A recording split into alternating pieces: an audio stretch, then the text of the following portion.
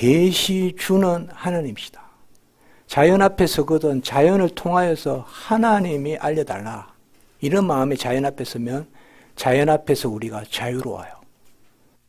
아니면 자연을 가지고 계속 내가 탐구하듯이 막 자연의 본질을 깨뜨려 본다. 어떻게 한다. 예? 그렇게 하면 자연에 얽매여요, 우리가. 그러니까 그런 것들이 중요한 이야기입니다. 자, 제3장 사람들의 마음속에 하나님을 아는 지식이 자연적으로 심겨 있어. 어느 영역입니까? 지금 이야기하는 거예요. 이 영역, 하나님에 대한 의식. 바로 그러니까 일반 계시에 지금 들어와 있는 거예요. 벌써 이 말이. 그래서 여러분들 그 밑에 보시면 1절, 2절, 3절, 이건 전체 3절밖에 안 되지만 또 나눴잖아요. 이렇게 또 꾸러미를 나눈 것도 제가 한 겁니다. 이건 칼빈이 한 게 아닙니다. 그러니까 요 앞에서는 요가 있는데 뒤에 가면 우리가 이제 막 절이 많아지니까. 그래서 다음 페이지 보시면 180페이지에 우리 안에 자연적으로 부여된 신성에 대한 의식, 여기 아까 했죠. 하나님에 대한 의식 혹은 신성에 대한 의식 다 같이 쓸 수 있습니다. sense of divinity라 그래요. 영어로는 sense of divinity. 그 밑에 각주 29에 여러분들 줄 한번 치볼까요? 하나님의 신성에 대한 의식과 종교의 씨앗과 양심 요 세 가지 요걸 일반 계시에 아까 뭐라 그랬죠? 은총적 도구. 제가 그렇게 정의 내립니다. 그러니까 일반 계시의 은총적 도구는 세 가지. 요게 sensus divinitatis, 바로 신성에 대한 의식, 종교의 씨앗, 양심. 그리고 뭐 줄만 좀 쳐보면 되겠어요. 그리고 181페이지의 셋째 줄에 보면 종교의 씨앗. 뭐 종교의 씨앗과 신성에 대한 의식은 뭐 다르다 이렇게 말할 필요는 없어요. 양심은 조금 선악과 법에 대한 의식이에요. 그다음에 신성에 대한 의식과 종교의 씨앗은 하나님의 존재 자체에 대한 의식이에요. 그러니까 이런 차이는 좀 있지만 크게 나눌 필요는 없어요. 이 세 가지는 전부 다 누구에게나 주어져 있단 말이에요. 기본적으로. 그래서 두째 문단의 넷째 줄에 신성에 대한 의식, 그러니까 이런 것을 통일해서 제가 계속 번역하는 거예요. 그거 그냥 잘 주치시면 돼요. 이거는. 근데 칼빈은 여기에서 첫째 줄에 보면 셋째 문단에 우상 숭배도 이 개념을 뒷받침한다. 이 말은 사람들이 우상 섬기고 이러는 것도 결국은 기본적으로 하나님이 우리에게 모든 인간에게 신성에 대한 의식, 종교의 씨앗을 줬는데 하나님을 찾지 않으면 전부 우상을 찾는다 이거예요. 이게 칼빈의 입장이에요. 그러니까 무신론자는 없어요. 칼빈의 입장에서는. 하나님을 아니면 우상을 찾든지 둘 중에 하나예요. 우리 엄격히 말하면 누구라도 그냥 번개치면 그래도 아이고 하나님 하잖아요. 그러니까 하나님을 안 믿는 사람은 없다. 이렇게 칼빈은. 그러니까 누구라도 우상에, 그 나중에 우상에 가면 이제 또 나오니까요. 그래서 우상 숭배가 하나님이 우리에게 신성에 대한 의식을 주셨다는 가장 큰 표다 이렇게까지 생각한단 말이에요. 그걸 제대로 사용하지 않으니까 나타나는 표다 이 말이에요. 그 여섯째 줄 밑에 신성에 대한 강력한 인상이 존재한다. 자, 이 하나님을 거부하는 자나 우상 숭배자도 하나님을 아는 지식이 없지 않음. 182페이지에 둘째 문단 셋째 줄에 종교에 대한 성향이 씨앗에서 싹 터져 나온다. 그리고 밑에서 둘째 줄에 182페이지에 양심. 이렇게 줄만 치면 돼요. 이거는요. 여러분들 읽어보시면 돼요. 그리고 3절로 바로 넘어갑니다. 183. 하나님을 아는 지식을 부인하거나 거부하는 것은 창조의 질서에 어긋난다. 창조의 질서란 뭐예요? 누구에게나 준 것이다. 누구에게나 준 것이다.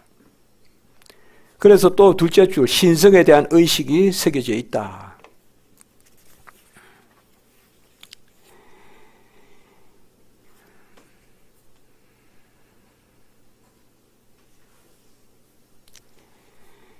거기에 보시면 여러분들 182페이지에 보시면 그 셋째 문단에 가이우스 카리쿨라라는 사람이 있죠. 여러분 알죠? 로마의 네로의 버금가는 그 아주 그 독재 아주 엄난한 이 카리큘라가 황제 숭배를 처음 만든 사람이에요. 황제 숭배를. 제가 미국에서 라틴어 배울 때 그 이 일화를 읽은 적이 있어요. 점쟁이 하나가 개를 한 마리 들고 주피터 신전에 들어갔어요. 근데 주피터 신전에 들어가서 개를 목을 해가 죽이고 자기도 죽었어요. 점쟁이가. 그러니까 이제 난리가 난 거예요, 로마에. 야, 이것은 뭔가 로마의 불운한 징조다. 이렇게 이야기한 거예요. 그러니까 카리큘라가 뭐라고 하냐. 카리큘라나 네로나 이 사람 다 똑똑한 사람들이에요. 그러니까 무슨 말을 만들어내느냐. 어떻게 자기 집안에서, 이제 자기 집이니까 주피터, 자기 집안에서 저런 일이 일어나는 것도 못 막는 게 신이냐. 주피터는 신이 아니다. 내가 신이다. 이렇게 한 거예요. 그게 카리큘라예요. 예. 어떻게 자기 신전에 들어가가지고 개를 죽이고, 예? 그것도 못 막냐, 신이. 그 신도 아니다. 내가 신이다. 이러면서 황제 숭배를 시작했는데 주피터는 실제로 그렇게 번개치고 바람만 불어도 두려워했다는 거 아니에요. 실제로 그 이야기예요. 우리 성경에 보면 대표적으로 나오죠. 거기 있지만, 예. 바스락, 나뭇잎이 바스락거리는 소리에도 극도로 혼비백산한다. 밑에서 셋째 줄, 레위기 26장 36절. 이건 인간이 그만큼 보이지 않는 어떤 것, 신성에 대한 의식을 가지고 있는데 그것을 하나님을 믿지 않을 때의 모습, 그걸 이야기하는 것입니다. 자, 그리고 184에 보시면 양심이라는 벌레 있죠. 첫 번째 줄에. 양심이라는 벌레. 벌레라는 말은 양심을 갉아먹는다 이 말인데 끊임없이 우리 안에서 벌레가 갈듯이 우리 안에서 자극한다 이 말이에요. 양심이. 뭐가 옳고 뭐가 그렇고. 그래서 거기 각주에 있지만 벌레라는 이 비유와 또 천명의 정인이다. 각주 40에 보시면 천명의 정인이란 말이 있죠. 이게 대표적인 양심에 대한 두 언유예요. 언유. 벌레라는 말, 영어로 벌민, 라틴어도 비슷한데 베르미스라 그러는데 벌레라는 말은 뭐냐 하면 아까 이야기했듯이 계속 자극한단 말이야. 갈갈갈갈갈 거리면서 너 그렇게 하면 안 돼, 너 그렇게 하면 안 돼, 너 틀렸어. 그 양심이 우리 안에서 막 자극한다. 천명의 정의는 뭔가 하면 정인이 뭐예요? 재판정에서 뭐가 옳고 뭐가 그렇고 증거하는 사람이잖아요. 우리 안에 천명의 정인이 있다. a thousands witnesses가 있다. 그게 양심이다. 그러니까 우리 안에서 옳고 그른 선악과 정사와 시비를 가려주는 그러한 그게 있다 우리 안에. 그게 양심이란 거예요. 자, 그리고 뭐 한 10줄 밑에 그것이 신성에 대한 의식이다. 그 정도만 일단 주치면 되겠습니다. 그리고 185페이지의 셋째 줄, 그들 자신을 동물보다 더 낫게 만드는 한 가지는 하나님에 대한 예배다. 일단 역시 또 예배를 거론하면서 일단 끝을 봤죠. 자, 어쨌든 여기는 여러분들이 읽어보시면 돼요. 큰 신학적인 그거보다는 어떤 게 나온다. 일단 세 가지라 다 이야기됐잖아요. 벌써 여기에서. 은연중에 툭툭 튀어나왔죠. 세 가지가. 근데 칼빈이 대충 이야기한 것 같아도 이후에 우리 신학자들이 이 세 가지를 가지고, 저도 신학교 1학년 때 제일 처음에 입학했을 때 차영배 교수님한테 배웠는데 그때 라틴어로 이 세 단어를 써가면서 말씀해 주셨어 우리에게. 그 세 가지가 칼빈의 기독교 강요 금방 나오는 거예요. 이제 앞으로 또 한두 번 더 나와요. 그래서 옛날에는 하나님을 알만한 지식 이렇게 번역했어요. 근데 저는 그대로 직역해서 그게 하도 익숙하기도 하지만 신성에 대한 의식 그 정도로 센수스 디비니타티스 그대로 번역해서 그렇게 한번 해볼까요? 신성에 대한 의식, 종교의 씨앗, 양심. 그 중에서 특별히 이 두 가지는 하나님의 존재, 하나님의 계심, 그거를 이야기해 주는 거고, 양심은 하나님의 법.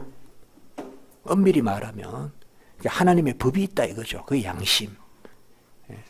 이게 옳아, 이게 옳아. 너 도둑질하면 안 돼, 도둑질하면 안 돼. 너 그런 나쁜 짓 남 속이면 안 돼. 너 간음하면 안 돼. 그런 것이 계속 우리한테 말해준다는 거죠. 그게 양심이라는 거죠. 법. 성경이 없어도 모든 인간에게는 양심이라는 법이 있다는 거죠. 로마서에도 나오잖아요. 자, 그러면 이제 어떻게 됐냐? 그게 제4장이에요. 제목이 벌써 우리에게 많은 걸 알려줍니다. 동일한 지식이 일부는 무지로, 일부는 악의로 질식되거나 변질됨. 이거는 간단하게 이제 곧 나오지만 타락으로 인하여 하나님이 주신 이 일반 계시적 은총의 도구나 이런 것들이 제대로 기능을 안 하는 거예요, 이제. 그래서 무지로, 악의로, 무지거나 악의로 가장 여기 말 쓰는 말이 칼빈이 쓰는 말 중에 하나가 질식이란 말이에요. 질식이는 말. 질식됐다. 수포케이터 영어로. 이제 완전히 그냥 죄에 사로잡혀서 이런 것들이 제대로 기능을 못한다 이거예요, 일반인들에게. 왜? 타락했기 때문에. 그걸 이야기하고 있어요, 지금 4장에서. 자, 여기도 밑에 두 군데 나눈 거, 그거는 여러분들이 나중에 읽으실 때 참조하시면 되고, 또 넘겨봅시다. 188페이지에. 누구에게나 종교의 씨앗이 뿌려져 있으므로 아무도 무지를 변명치 못함. 이게 이제 중요한 이야기예요. 왜 누구는 구원하지 않고 이렇게 말할 수 없다 이 말이에요. 이걸 주셨기 때문에. 이 성경에도 역시 나오죠. 무지를 뭐하지 못한다? 핑계치 못함 혹은 변명치 못한다. 영어로 재미있는 단어가 있어요. inexcusability. excusable 이라면 변명할 수 있는 그 명사형이 excusability. 그 부정 형태가 in이죠. inexcusability. 변명치 못함 혹은 핑계치 못함. 이게 신학적으로 중요합니다. 그래서 우리는 나중에 예정론 배울 때 유기되었다고 하나님께 핑계치 못함, 변명치 못함 이런 교리가 나오는 거예요. 여기서 시작돼야 돼요. 이게 중요해요. 그러니까 일반 계시론에 있어서 가장 중요한 거 한 단어 핑계치 못함. 요거에서 끝나요. 사실 신학적 의미는. 자, 188페이지에 경험이 정언하듯이 모든 사람에게는 하나님이 주신 종교의 씨앗이 뿌려져 있다. 그러나 심장에서 배태된 지식을 배양해 가는 사람은 백에 하나도 되지 않으며 자기 안에서 그것을 숙성시켜 제때의 열매를 맺게 하는 사람은 아주 없다. 안 된다 이 말이에요, 한마디로 스스로는. 그래서 세 줄 밑에 세상 어디에도 올바른 경건은 없다는 말이 진실이다. 그냥 놔두서는 안 된다 이 말이에요. 마지막 줄, 맹목성에는 교만과 결합된 자랑과 완고함이 항상 얽혀 있다. 교만이라는 것은 기본적으로 아까 우리 겸손을 이야기했잖아요. 여호와를 멀리하는 거거든요. 하나님과 같이 되고자 하는 거거든요. 그 속성이. 그러니까 하나님이 주신 걸 누릴 수가 없는 거예요. 우리는 의존성인데 이 의존성이 너무 귀한 거잖아요. 의존성은 누리게 돼요. 교만한 건 배척하게 돼요. 그러니까 일반론처럼 못 누리는 거예요. 타락한 인류는. 그래서 밑에 셋째 문단 189페이지에 타락한 이후 사람은 하나님께 예배와 순종을 드리기 위하여 아무리 애쓴다 하더라도 합당한 만큼 올려드릴 수가 없습니다. 하나님 자신을 이해한다고 하지만 그 자신이 아니라 그들 마음속에 있는 가상과 꿈을 깨면 안 됩니다. 아무리 착한 사람도 안 됩니다. 아까 이야기했죠. 우리 눈에 착하게 보이는 거지. 아까 이야기했잖아요. 안 됩니다. 여기 각주 46에 여러분들 동그라미 한번 쳐보시면 좋아요. 하나님을 아는 지식이 없이 단순함은 맹목성이고 교만과 결합된 자랑과 완고함을 드러낼 뿐이다. 이런 것들은 제가 딱 정리해서 쓴 거거든요. 그 위에 있는 것들을. 이게 우리 인간의 모습이에요. 불쌍한 게 아니라 적극적으로 거부하는 것입니다. 그래도 저 사람 알 기회가 없었지 않냐 그렇게 보는 게 아니라 알 게 너무 많았는데도 적극적으로 거부하는 겁니다. 그렇게 아셔야 됩니다, 여러분들. 믿지 않는 사람들은 몰라서 하나님을 안 믿었다 하는 게 아니라 알만한 것을 주셨었는데 적극적으로 거부하는 것입니다. 2절 190페이지 하나님을 안다고 하면서도 그의 능력을 외면하고 영광을 헛되이 여긴다. 그 두 줄 밑에 본성의 빛을 질시시켰다. 라틴어도 수포카타라고 하는데 영어도 수포케이트 있잖아요. 질시시키다. 이 질시시키다는 뭘까요? 죄. 죄로 말미암아 목이 졸린 거죠, 한마디로. 숨이 막힌다 이거죠. 한 줄 밑에 본성의 의식에 따라 그들 속에 저절로 부여되는 하나님에 대한 모든 기억을 강포하게 배척한다. 이게 우리 입장이어야 됩니다. 우리가 보기에 저 사람은 너무 착한데 교회가 옆에 없으면 못 믿었다. 이렇게 말하기 쉬울지 몰라도 그 진실은 강포하게 거부하는 겁니다. 우리가 애통함이 있더라도 할 수 없습니다. 여러분들 정확해야 됩니다.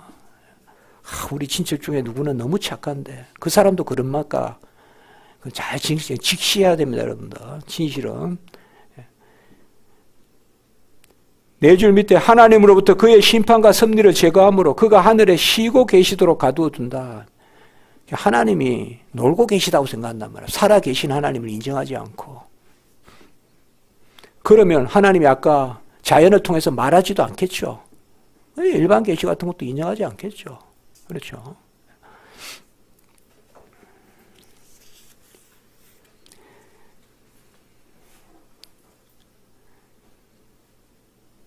(3절) 가기 전에요. 바로 세 줄이에 맹목적인 충동이 그들을 낚아채고 있는 동안에는 하나님을 잊어버리는 굼떡 망각이 그들을 지배하고 있는 것뿐이다.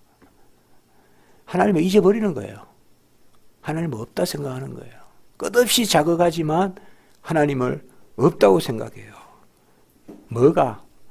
맹목성, 인간에게 있는 맹목성, 영어로 blindness, 맹목성, 맹목적 자기애, blind love of self, 맹목적 자기애, 이런 것들이 가로막아요. 그래서 하나님은 나보다 더 똑똑하지 않은 분이야. 내가 필요할 때 필요한 분이지. 이 칸트 생각이거든요. 신존재 요청.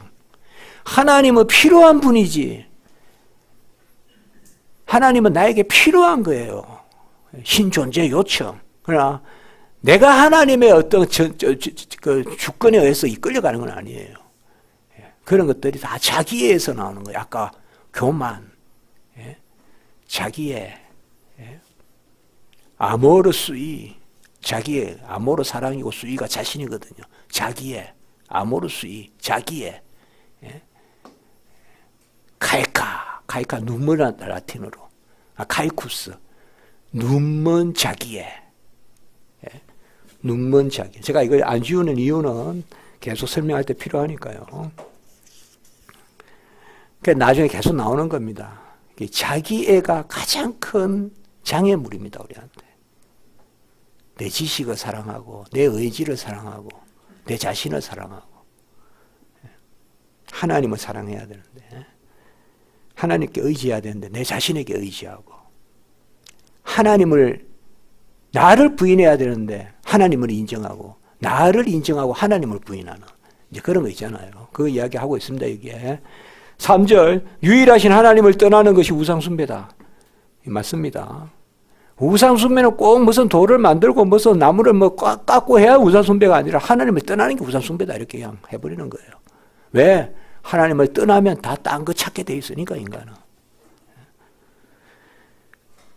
두 줄 밑에 종교에 대한 어떤 종류의 열심도, 그 마지막 줄, 참 종교는 하나님의 뜻, 영원한 규범에 순응해야 된다. 거기까지만 주치면 되겠습니다. 그 밑에 문단 첫째 줄 오른쪽에 자기의 강길을 예배하고 경배한다. 바알과 아세라 때 보면 엘리야하고 할 때 보면 나중에 막 불이 안 내리니까 막 자기 몸을 막 그냥 막 자해하잖아요. 불교도 보면 막 태우고 이러거든요. 불교도 매번 태우는 거 있어요. 살 같은 거. 꼭 분신 막 해가 죽는 거 등신불에 나오는 거 그것만 아니라 매번 태우는 거 해요. 불교도. 그런데 그죠? 자기의 강길을 예배하고 경배한다. 그리고 세 줄 밑에 어떤 하나님을 고안해낸다. 절대 인간은 하나님을 떠나면 다른 하나님을 만들지 그냥 가만히 있지 않는다는 거예요. 그게 우상이라는 거예요.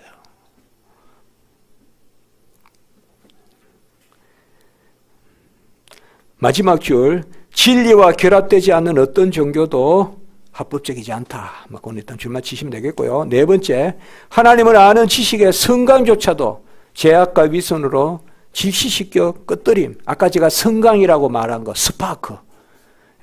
요거를 이제 잘 이해하시면 돼요. 그러면 영 하나님이 다 없애버렸느냐? 아니다. 성강은 남겨두셨어요. 타락한 인류에게도 이 성강은 있어요. 성강. 우리 성강 있죠? 번뜩번뜩하는 빛. 성강은 남아있어요. 그런데 구원받지 못한 사람들, 특별 은총을 받지 못하면 그 성강조차도 끄트리는 게 이생의 삶이에요. 그리고 마지막 안전히 끄트리는 게 언제냐? 죽음의 때예요. 영벌로 가요. 우리는 그 성강에 기름을 부어온다고 생각하면 돼요. 성령의 은혜로. 그래서 점점 타오르고 완전히 활활 타오르는 거. 그 죽음의 때예요. 그 우리는 영화라고 그래요. 우리는 죽음으로 영화에 이르고 저쪽은 영벌로 가요. 더 이상. 그렇게. 우리 지상의 삶의 의미가 특별한 이 은혜가 없으면 끄트리는 삶을 사는 거예요. 그나마 주신 것도. 그러나 우리는 이 땅에서 그 주신 것에다가. 그래서 우리는 일반 은총, 특별 은총을 온전히 누리는 거예요. 이 땅에서. 근데 아까 순서로 뭐가 먼저다?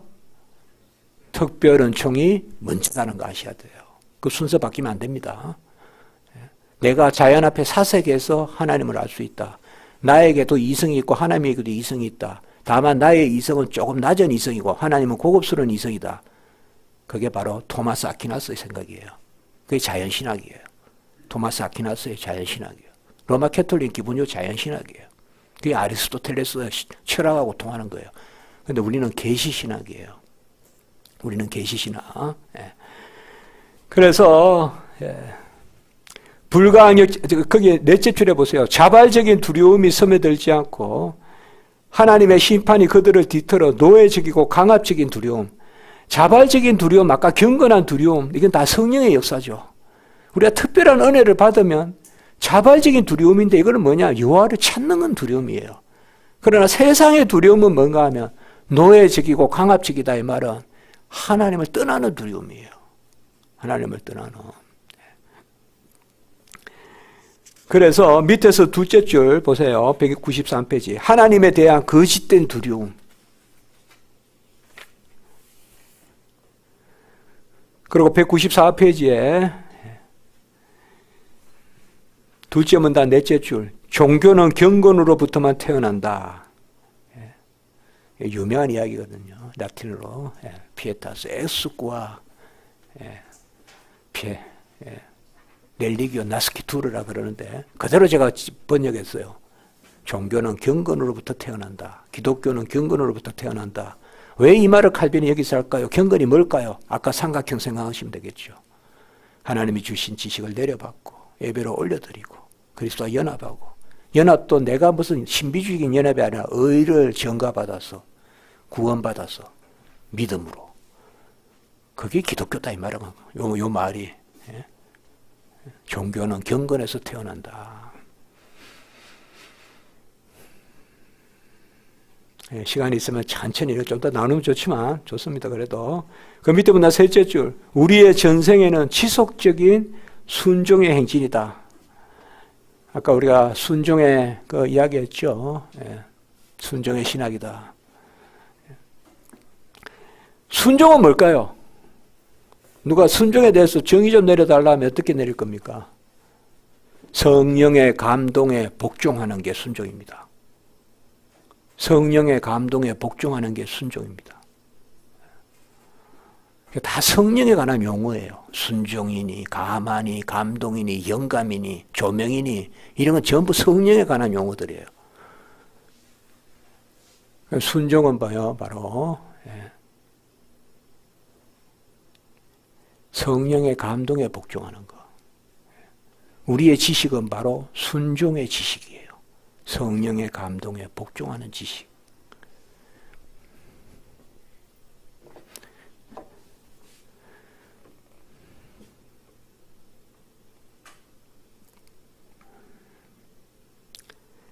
밑에서 여섯째 줄 한번 봅시다. 이 아주 큰 오류 덩어리를 안고 있다. 이 덩어리가 하나님의 영광을 분별하도록 반짝였던 저 성강들을 지식시키고 마침내는 악의 구름이 되어서 그것들을 사라지게 한다. 그럼에도 불구하고 결코 뿌리까지 뽑아낼 수 없는 씨, 어떤 신성이 남아있다. 그러나 씨 자체는 썩었기 때문에 그것 자체로부터는 단지 가장 악한 열매만 나올 뿐이다. 사실상 특별한 애가 없으면 예컨대 의지라는 게 없지는 않아요. 그러나 하나님을 기쁘시게 할 의지는 없어요, 인간에게. 이런 이야기예요. 죽지는 않았는데 악의 뿌리만 남아있는 거예요. 이게 이제 우리가 이근에 가면 자유의지 때 이런 이야기가 나오는 겁니다. 여기서 그 이야기 하는 것입니다. 자, 그 정도로 하시면 되겠고요. 또 바로 5장. 이제 5장이 이제 조금 깁니다. 15장까지 가는데요. 5장도 아직 일반 계시인데, 여기 보시면 1절에서 10절까지는 일반 계시 물, 이렇게 해놨죠, 제가. 제가 짱용어를 써버렸잖아요, 제가. 일반 계시 물이라고. 이런 너무 전문적인 용어 아니냐 할지 몰라도 이 정도는 쓰자 이거죠, 우리가. 왜 우리 유산을 다 없애려고 하냐 이 말이에요. 왜 의의 정가란 말도 못 쓰게 하고 교회에서 그런 말 하면 초등학생들 의의 정가 이런 거 가르쳐주면 너무 좋아해요. 의의 정가 너무 좋아한다니까요. 옛날에 우리 작년부 때 의의 정가하면 기도하면 전부 의의 정가라 그래요. 기도에 하나님의 의를 정가해 주시고 이거요. 또 그러면 좋잖아요. 왜? 좀 개념화해서 하나씩 톡톡 부러지는. 왜 우리 기독교는 그런 걸 안 하려고 그래요? 맨날 시장에 쓰는 단어만 쓰려고 그래요. 성경에 주시고 우리가 지금까지 해온 고유한 용어들을 왜 안 쓰려고 그러냔 말이에요. 난 그거 이해가 안 돼요. 그리고 박영현 박사님 책을 무슨 현대어로 저보고 하자 그랬는데 안 한다 그랬어요. 그게 후하게 할 일입니까? 박영현 박사님 1970년대 돌아가셨어요. 불과 50년도 안 됐는데 그 언어를 바꿔요? 그분이 쓴 것을. 그분이 쓴 신학을 연구하는 게 중요하지. 저는 그렇거든요. 왜 교회에서 용어를 못 쓰게 하는 거예요, 왜? 쓰세요, 여러분들. 쓰세요. 그 아이들에게 가르치십시오. 아이들이 어렵다는 걸 알기 전에 가르쳐야 돼요. 그러니까 기독교 교육의 대원칙은요, 빨리 가르치라, 반복해서 가르치라. 빨리 가르치라, 반복해서 가르치라. 자, 일반 계시 무리야. 이러면 몰라, 누가 저보고 초등학교 1학년 때 이 말을 해줬으면 제가 평생 기억했을 거야, 아마. 초등학교 2학년 때 성교회 가니까 일반 계시 물이 있는데 말이야. 요런 거야. 다 기억해요. 아이들은 삼위일체와 숟가락이 똑같아요, 애들에게는. 똑같이 낯선 단어예요. 5살짜리 애기는 숟가락이나 삼위일체나 똑같이 낯선 단어예요. 그때 가르쳐야 돼요. 벌써 어려운 게 뭔가 알면 못 가르쳐요. 그러니까 캐트키즘은 일찍 가르치라는 거예요. 고백 이런 거. 일리가 있잖아요. 자, 일반 계시물, 피조물, 사람, 요거를 제가 사회질서 이렇게 했죠. 크게는 국가라고도 하고 사회질서라고. 요거요. 사람들이 더불어 사는 모습. 요 세 가지를 이렇게 한번 생각해 보면 돼요. 자, 제가 북한산에 올라가잖아요. 진달래 막 피고 할 때 올라가잖아요. 그러면 이상하게 북한산에 가면 산이 좋죠. 근데 이상하게 사람들이 가면 평소에 그 밑에 수유리 시장에서는 누가 처음 볼 때 안녕하세요 안 하는데 산에 가면 안녕하세요 하지 서로 간에. 좀 힘들고 이래서 그런가. 예? 그러면 뭐예요? 사람이 보이죠, 산에 가면. 서로 친해지고. 그런데 그 수유리 산에 올라가서, 그 북한산에 올라가서, 예, 그 밑에 그 동네를 보면 다 길이 있고 사람들이 뭐 옹기종기 모여 살잖아요. 사회가 있죠. 요 세 가지잖아요. 이게 일반 계시 물이라 이 말이에요. 일반 계시의 물, 대상. 그거, 요거 일반 계시물. 금방 제가 설명한 거. 예. 산에 갔을 때, 진달래, 예? 소나무, 그 피조물. 그리고 나와 스치는 사람. 그게 믿든 안 믿든 사람. 그 다음에 그 밑에 모여 사는 동네, 사회. 이게 대표적으로 떠올리면 돼요. 이게 일반 계시물 세 가지예요. 일반 계시물 세 가지. 그리고 11에서 12절은 하나님의 존재와 섭리를 부인하는 철학적 오류. 13에서 15는 아무도 무지를 구실로 삼아 핑계치 못함. 아까 inexcusability 했죠. 뭐 영어 어렵지 않잖아요. excusability에다 in을 붙인 거니까. 예, 그거 이야기했어요. 자, 봅시다. 여기도. 이제 큰 거는 조금 더 이해됐으니까요. 첫째, 모든 피조물은 하나님의 능력과 신성을 밝히 보여주는 거울임의 표징이다. 로마서 1장에 나오죠. 1장 20절 이런 데 나오죠. 모든 피조물은 하나님의 능력과 신성을 밝히 보여주는 거울이며 표징이다. 이렇게 썼는데 금방 질문해 볼게요. 계시주는 누굽니까? 피조물입니까? 하나님입니까? 하나님. 항상 그래 아셔야 된단 말이에요. 이거를 잘못 읽어가지고 피조물이 계시한다 이러면 안 된다 이 말이에요. 피조물은 뭐다? 계시물이다 이렇게 말해주란 말이죠. 아셨죠? 성경은 계시물이에요. 말씀하시는 분은 하나님이세요. 그래서 성경이 살아있는 거예요. 아멘? 책을 숨기는 게 아니란 말이에요. 무슨 이 동네 동학했던 최재우의 동경육사 뭐 이런 거 숨기는 게 아니라니까요. 그런 책을 읽으면 뭐 책의 능력이 있다고 해서 막 그 책을 가지려고 막 서로 그냥 싸우고 막 그런 게 아니라니까요. 계시주는 누구다? 하나님. 계시물은 뭐다? 성경 이렇다 이 말이에요. 요거를 구별을 안 하면 큰 혼란에 빠져요. 우리 신학생들도 그래요. 그래서 제가 이거 정확하게 항상 이야기해 주는 거예요. 그러면 이제 딱 자연 앞에 서면 다 마음이 딱 질서가 잡힌다고요. 아, 아름답다. 아, 하나님이 저것을 통하여 나에게 자신을 계시하신다. 그런 마음 딱 든다고요. 그럼 진짜 아멘이 나온다니까요. 그런 이렇게 우리가 그거 중요하단 말이에요. 자, 둘째 줄. 하나님은 우리의 종교의 씨앗이라고 불렀던 것을 사람들의 마음에 심어 주실 뿐만 아니라 세상의 모든 피조물에 자신을 드러내시고 날마다 자기를 공공연히 보이신다. 계시물입니다. 일반 계시물. 사람들이 눈을 열 때마다 하나님을 바라보지 않을 수 없도록 강요받게 하신다. 거의 불가항력적으로 하늘의 별을 보며 사시사체 운해 보며 하다못해 무슨 대추나무가 하나 열리는 것만 봐도 하나님 살아계시구나 이렇게 된다는 거죠. 실로 하나님의 본질은 불가야하다. 그의 신성은 인간적 지각을 떠나 있다. 그러나 하나님은 각각의 작품에 영광을 드러내는 확실한 표지를 명확하고 분명하게 새기셔서 아무리 거칠고 어리석은 사람들이라도 그 자신의 무지로 변명할 수 없도록 하셨다. 이게 일반 계시론이에요. 한마디로. 요거 딱 일반 계시론이라고 적었어요. 그 옆에. 이게 일반 계시론이에요. 여기에 다 들어있어요. 무지를 변명치 못하게 하심. 누구라도 밝히 알게 하셔서 무지를 변명치 못하게 하심. 그래서 199페이지에 둘째 문단, 여기 뭐 문장이 너무 아름답습니다. 이런 거 읽어보면요. 정말 아름다워요. 그러니까 잘 읽어보시고요. 둘째 문단, 우선 당신이 어디로 눈을 돌리든지 세상의 모든 미세한 부분에 하나님의 어떤 영광을 드러내는 성광들이 빛나고 있다는 사실을 인식하게 된다.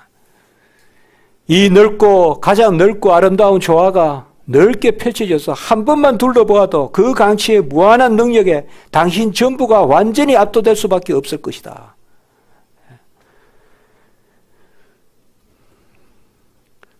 여러분 되게 좋죠 읽으니까. 번역할 때 되게 힘듭니다. 이거. 이런 게 힘들어요. 번역할 때는 오히려요. 칭의의 법정성 이런 건 쉬워요. 이런 게 어려워요. 번역할 때는. 이게 자연이 아름답다 이런 거 말하기 어려워요. 진짜 번역해 보면 그래요. 번역해 보면 평범한 게 어려워요. 저는 번역할 때 생각이 나서 이야기입니다. 예. 그래서 바로 옆에 히브리서 저자는 세계를 보이지 않는 것이 나타난 것이요. 히브리서에 나오는 말씀이잖아요. 그리고 한 줄 밑에 거울.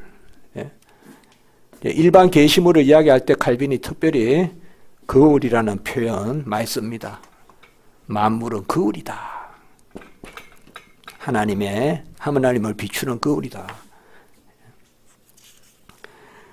그리고 199페이지에요. 밑에서 셋째 줄. 이게 가장 중요한 구절이죠. 하나님을 알만한 것이 그들 속에 보임이라. 창세로부터 그의 보이지 아니하는 것들, 그의 영원하신 능력과 신성이 그가 만드신 만물에 분명히 보여 알려졌나니. 전에 어떤 학생이 그래요. 교수님 로마서 1장에 능력과 신성이 만물에 있다고 했지 않습니까? 여기 언제 있다고 그랬어요? 알려졌다 그랬지. 그렇죠? 하나님의 능력과 신성이 만물에 있다 이러면 큰일 나요. 번신론데요. 만물에 하나님 있다 그러면 만물이 하나님이다가 돼요. 능력과 신성이 그가 만드신 만물, 요건 뭐예요? 계시물. 분명히 보여 알려졌나니. 그러면 누가 알려준 거예요? 알려졌으니까 누가 알려준 거예요? 계시주는 하나님. 그걸 딱 정리가 돼야죠. 그럼 능력과 신성은 뭐예요? 바로 일반 계시. 이게 일반 계시죠. 하나님의 어떠하심을 드러냈다 이 말이에요. 이 구절에 대한 오해가 있을 수 없잖아요. 이렇게 정리를 하면 오해가 없는데 잘못하면 만물에 하나님의 능력과 신성이 있다 이렇게 이야기하면 큰일 나요. 그건 우리 아이들한테 그렇게 하면 큰일 나요. 만물이 하나님의 능력과 신성을 밝히 드러낸다. 그런데 우리 인간이 타락해서 그것을 분별치 못한다. 그래서 특별한 은혜가 필요하다. 특별한 은혜를 받으면 입으면 만물이 새롭게 보인다. 이렇게 설명을 해야죠, 아이들에게. 이 구절이 이거 가장 중요한 구절이거든요. 자, 2절 한 10줄 밑에 어떤 무시도 이를 가로막을 수 없다. 이로부터 모든 사람은 창조주에 대한 놀라움을 터뜨린다. 분명히 별들의 운행을 고찰하고 그 자리를 나누고 간격을 측정하고 특성들을 표시하기 위해서 기계와 함께 각고의 노력이 필요하다. 이것들이 모두 주시된 후에야 하나님의 섭리가 명료하게 드러난다. 그 아까 창조주의 왼쪽에 창조라고 하나 적어 놓으시고요. 그리고 금방 섭리가 드러난다. 그게 왼쪽에 섭리라고 드러나. 그러니까 창조를 크게 말하면 창조 섭리를 다 창조라 그래요. 크게는. 그러나 다시 또 더 세분화하면 창조 섭리 이렇게 해요. 그러므로 그의 영광을 바라보기 위하여 마땅히 우리는 우리의 마음을 아주 높이 들어 올려야 된다. 그래서 세 줄 밑에 신적인 예술의 탁월함, 그리고 인체 구조의 조직 이렇게 나오죠. 예, 뭐 이런 거 이야기할 필요 있을지 모르는데 그게 갈레노스라는 사람이 인체를 해부해서 했던 최초의 인물이에요. 그러니까 이런 것들이 벌써 여러분 칼빈은요 코페르니쿠스 시대의 사람입니다. 그런 걸 이해했던 사람이에요. 아까 그 당시에 그런 논란에 있었던 논쟁의 시대 때 사람이에요. 그래서 그 논문도 있고 해요. 그래서 인체 해부학도 발달했고 그 이제 갈레노스. 이제는 피조물에서 어디로 넘어가요? 이제 두 번째 3절부터는 사람으로 넘어가요. 이제 아까 사람이라 그랬잖아 우리. 그래서 3절 사람은 소우주로 마이크로 코스모스, 미크로 코스모스, 소우주. 하나님의 영광을 현시하는 최고의 거울이자 웅변가다. 첫째 줄, 어떤 철학자들이 사람을 소우주라 했다. 아리스토텔레스입니다. 한 줄 밑에 사람은 하나님의 능력, 선함, 지혜의 드문 표본으로서. 밑에서 넷째 줄, 진정 다윗은 인류에게는 하나님의 작품을 비추는 밝은 거울이 존재하고 어린아이들에는 그들의 어머니의 품속에 안겨있는 동안에도 수사학자들의 전혀 필요 없을 정도로 유창하게 하나님의 영광을 설교할 수 있는 혀가 있다. 아이들의 혀가 어떤 웅변가의 웅변보다 더 하나님의 어떠하심을 드러낸다는 거예요. 그러니까 여러분들 아이들이 더 크면 야, 어떻게 애가 저렇게 걸을까? 어떻게 말을 할까? 그런 게 다 뭐예요? 아, 하나님이 저렇게 하시는구나 이렇게 된다는 거예요. 우리가 진달래는 앞에서 어떻게 진달래가 저렇게 아름다울까? 하나님이. 그러나 사람 앞에서는 더 그럴 거 아니냐 이 말이에요. 그러니까 사람 자신이 일반 계시물이다 이 말이에요. 네? 사람 자신이 일반 계시물이에요. 아주 근데 흉악한 일도 하죠. 아주 흉악한 일도 하죠. 그건 뭐예요? 성강이 남았음에도 그렇게 하는 거야. 그렇게 우리 해석에 들어가는 거죠. 네. 자, 4절 바로 넘어가겠습니다. 하나님이 부여하신 탁월함으로 오히려 하나님을 부인하는 사람의 배은망덕. 오히려 탁월한 걸 주니까 엉뚱한 데 쓴다 이거예요. 지금 여기서 우리 인간에게.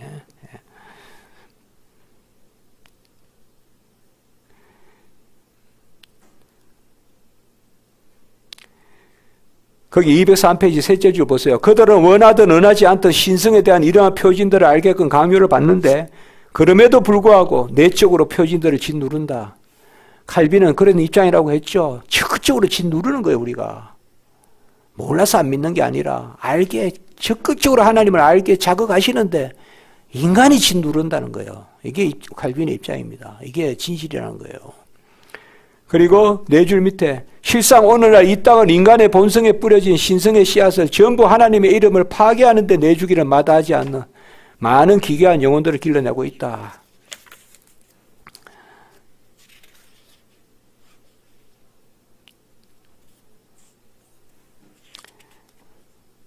그리고 205페이지 바로 넘어갈게요. 여기 철학자들 이야기는 제가 하지 않겠습니다. 에피큐루스 쭉 나오거든요. 스토아 학파. 마지막 줄, 이거 나중에 섭리에 가서 이야기할게요. 그때만 이야기하면 되겠습니다. 205페이지의 마지막 줄, 전 세계에 생기를 불어넣어주는 은밀한 영감. 이거는 철학자들이 우리가 이거 물활론이라고 하죠. 물활론. 모든 물질은 살아있다. 옛날에 그 김용호 박사가 우리 대학교 다닐 때 기철학인가 이런 거 했거든요. 기철학. 기 있잖아요. 기. 그런 이야기예요. 철학자들이. 그 시는 유명한 시예요. 이거 범신론이에요. 범신론, 생기론, 물활론 이런 거 있잖아요. 철학에. 모든 만물이 다 신이다. 생기론, 물활론, 돌도 살아있다 이런 거 있잖아요. 다. 돌도 생기가 있고 다 있다는 거 이런 거. 그 이야기예요. 그 철학자들 이야기. 신성을 줬는데 신성의 의식을 줬는데 하나님을 안 섬기면 이 짓을 한다 이 말이에요. 지금 이렇게 표현을 했어요. 제가 뭔가를 찾아야 되는데 돌의 신성을 찾고 있다 이 말이에요. 하나님의 신성을 아멘 안 하니까. 물활론 모든 것에 살아있는 어떤 그런 게 생기가 들어있다. 그리고 207페이지 셋째 줄 우주 정신에 대한 메마른 사세. 그리고 다섯째 줄 밑에 그림자신, 영어로 shadowy deity. 그냥 그림자다 이 말이에요. 하나님을 찾지 않는 모든 것은 다 그림자다. shadowy deity다.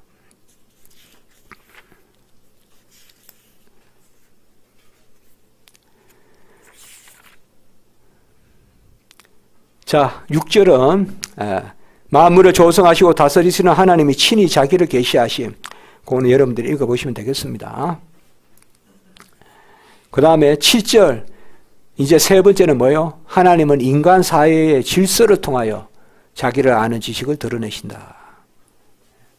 그래서 세 줄 밑에 하나님은 자기의 섭리를 조절하셔서 인간 사회를 경영하신다.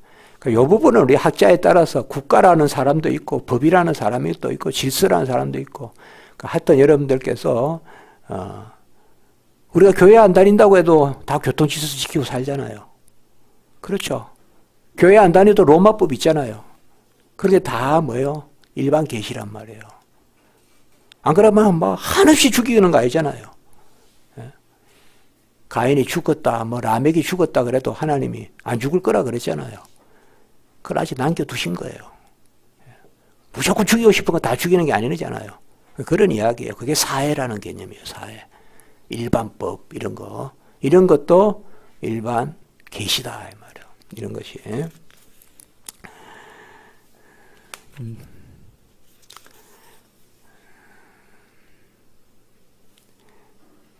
8절 하나님은 최고의 방법으로 인생을 다스림으로 자기의 권능과 지혜를 드러내신다. 그래서 211페이지에 첫째 줄 부성적 관용, 그 다음에 네 줄 밑에 눈부신 극장 안에 있으면서도 눈이 멀어.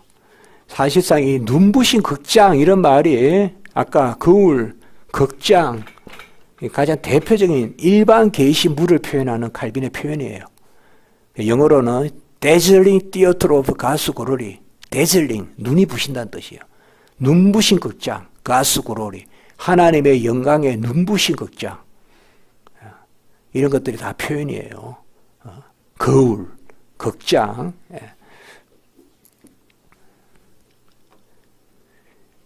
부성적 간용이다 말이죠. 211페이지에 부성적 간용. 이제 지울게요.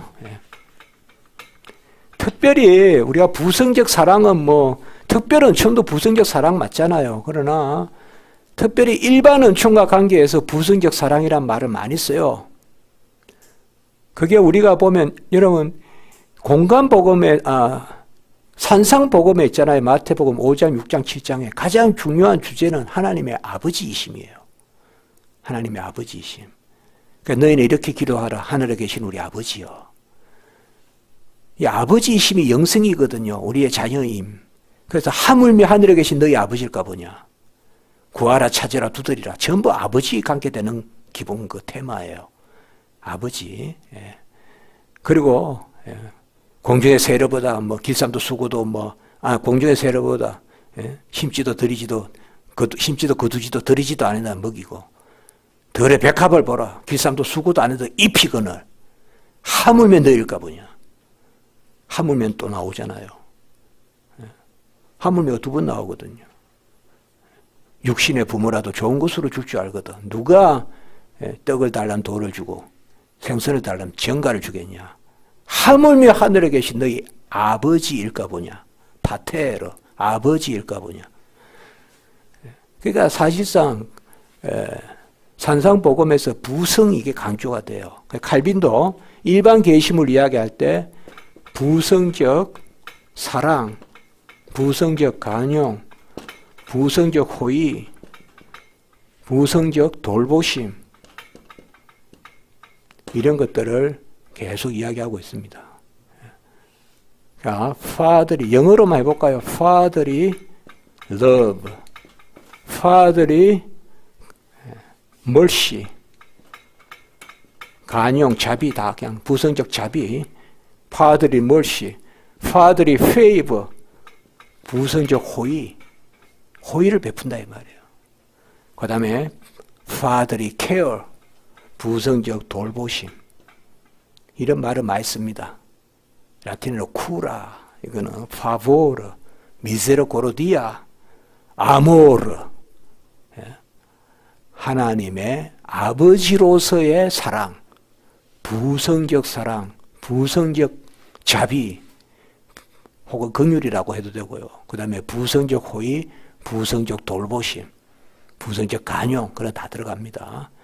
특별히 칼빈이 일반 계시물을 이야기할 때 이 말을 많이 합니다.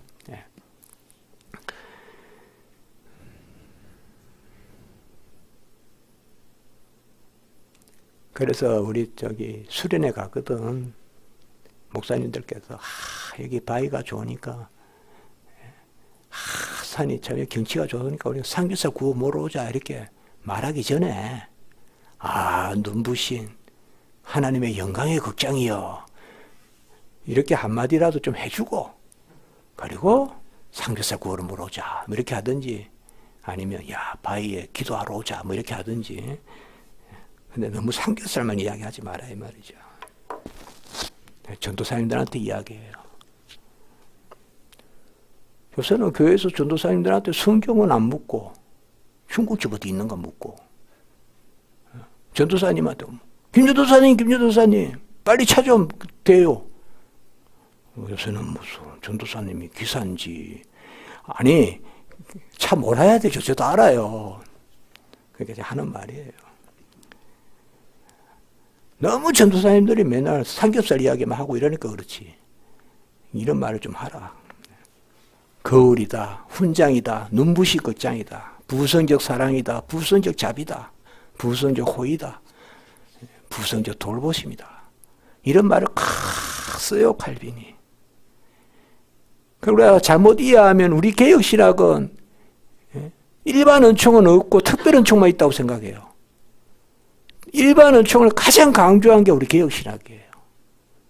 그런데 오늘날 우리 교회가 그걸 많이 강조를 안 하니까 우리는 구원의 종교니까 구원만 이야기하는 건데 일반 은총은 마치 자유주의 신학자들이나 이야기하고 환경신학, 생태신학 이런 거 하는 사람들만 이야기하는 줄 알아요. 그러나 우리 개혁신학이 이게 바로 doctrine of creation, 창조론이에요. 이거 좀 더 우리가 연구해야 돼요. 이 부분을 많이 빼앗겼어요. 이 부분을. 그러니까 어디 저기 터널 뚫고 이러면 무슨 불교만 무슨 자연보호 이러면서 나타나고 우리가 그거 안 하자는 건 아닌데 그런 거 잘 정립해야 돼요. 자, 언제까지 하면 되죠? 9시까지요. 그럼 조금만 더 하고 마칠게요.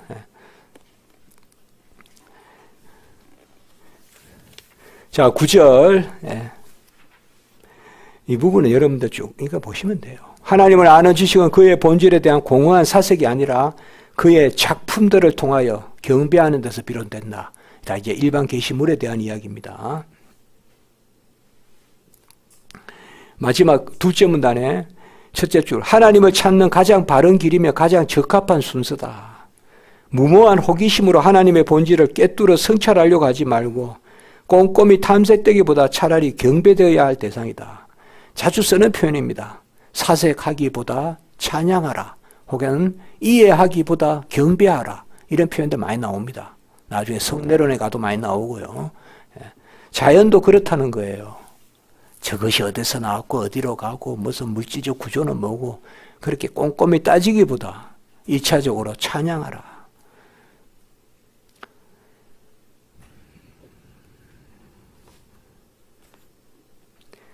그리고 밑에서 넷째 줄, 가장 강력하게 현존하는 자기의 능력으로 우리 각자에게 내주하심으로 우리는 그를 멀리서 찾아서는 안 된다. 아까 제가 말씀했던 그 구절 맞죠? 이거 살며 기동하며 있다는 거. 그쪽 또 나오죠. 계속 나와요. 칼빈이 이 구절 좋아해요. 피조물 안에도 살며 기동하며 있다. 그러니까 그때 제가 뭐라 그랬어요? 섭리라 그랬죠. 섭리. 하나님의 손. 하나님의 손이 안 비치는 데가 없다. 하나님의 손이 안 비치는 데가 없다. 213페이지 넷째 줄, 아우구스티누스가 어디선가 가르친 바와 같이 시편에 대한 글에 나와요. 이거 유명해요. 어거스틴의 시편에 대한 강해 유명합니다. 요한복음 시편. 이거 우리가 다 읽을 수 있어요. 이거요. 먼데 있는 책 아니에요. 아주 좋아요. 이거. 거기에 보면 우리는 그를 붙잡을 수 없기 때문에 마치 그의 위대하심 아래에 지쳐있는 듯한 우리가 그의 선하심으로 회복되기 위해서는 그의 작품들을 돌아보는 것이 합당하다. 이렇게 이야기했어요. 그러니까 성경도 많이 읽어야 되지만 성경을 읽는 그 마음으로 그게 먼저 전제돼야죠. 특별 은총이니까. 그 아멘으로 여기에 하나님의 작품들을 보라 이거죠. 그러니까 하나님의 작품들.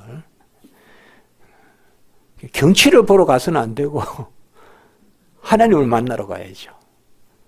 그렇죠. 목사님이 너무 세계 일주만 다니면 안 되고 세계에서 하나님을 만나야죠. 그냥 어디 뭐가 있고 어디 뭐가 있고 어디 뭐가 있고 막 여행 안내하듯이 그런 지식만 성도한테 설교해서는 안 되고 그게 하나님을 어떻게 드러내는가를 말해야죠. 뭐 다 그렇게 느끼고 오시겠지만 10절 하나님이 하신 일과 그 작품들을 통하여 하나님의 속성을 알게 된다. 이러한 지식은 우리를 자극하여 하나님을 또 나오죠. 뭐 하는데? 예배. 마치 칼빈은 우리가 혹시나 까먹을까 봐 또 예배를 이야기하고 또 예배를 그런 기분이 들 정도로 항상 예배. 끝으로는 다 예배로 올라가는 거잖아요. 예배로. 우리가 깨어 일어나서 미래의 삶에 대한 소망에 이르게끔 하신다.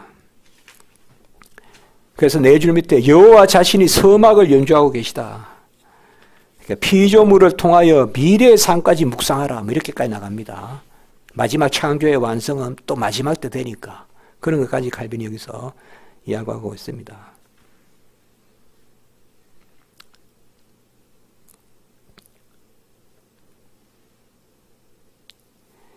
(214페이지) 둘째 문단 하나님의 작품 각각에는 무엇보다 특별히 그것들을 다 모은 전체에는 하나님의 능력이 판에 그린 것처럼 그려져 있다.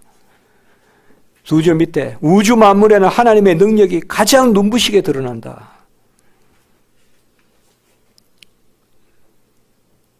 11절 하나님의 작품들을 동경하고 하나님 자신을 바라보지 않는 헛된과 어리석음.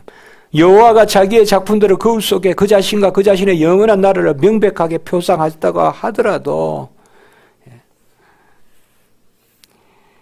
그 네 줄 밑에 세계의 가장 아름다운 구조와 배열 이런 것은 그를 조성한 걸 떠나서는 알 수가 없다.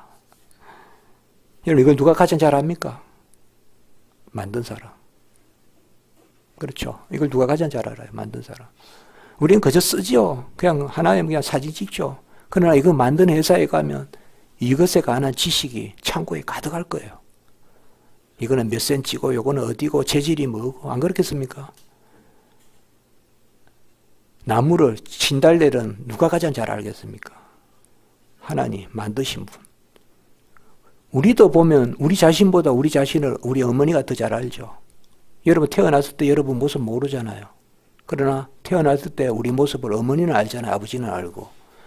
그것도 하나의 교훈이 되잖아요. 그러나 만물을 아시는 분은 하나님이다.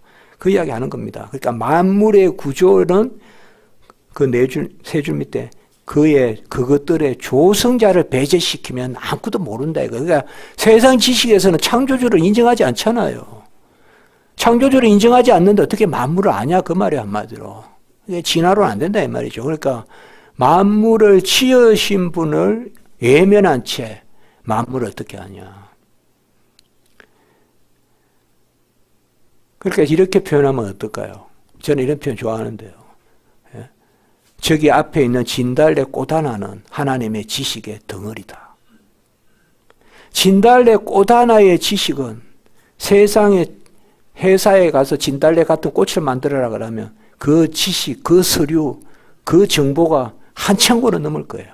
그건 하나님이 가지고 계신 거예요. 그래서 진달래 꽃은 하나님의 지식 덩어리다.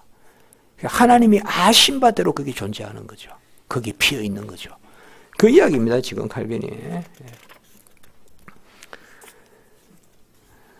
자, 이방 철학자들의 오류 이것은 자 그냥 넘어갈게요. 이거는 섭리할 때 할게요. 섭리할 때 스토아학파, 에피큐로스 학파.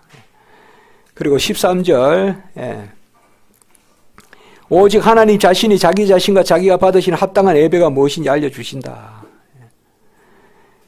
첫째 줄 순수한 종교의 불순물을 썩는 사람은 자기 자신을 한 분 유일하신 하나님부터 분리시키게 된다. 그리고 10줄 밑에 참한 하나님을 예배하는 것이 무엇인지를 복음으로부터 배우기 전까지는 하나님이 없었다고 선포한다. 자, 이제 나오죠. 서서히 칼빈은 어디로 넘어가니까 이제 특별 계시로 넘어가죠. 이 칼빈 글쓰기의 방법이에요. 15장에서 일반 계시가 끝나거든요. 그 다음에 무슨 계시가 나올까요, 이제? 특별 계시로 넘어가죠. 그러니까 여기 뭐라고 그랬어요? 복음으로부터 배우기 전에, 복음은 뭐라고 적어 놓으면 될까요? 특별 계시. 그래서 특별 계시로부터 배우기 전에는 일반 계시를 알 수 없다. 그렇게 항상 칼빈은 복선을 깔아요. 그리고 그 다음으로 넘어가요. 예. 오늘 너무 오래 하면 여러분 내일 안 오실 것 같아서 오늘 여기까지만 할게요. 그러면 되겠습니까?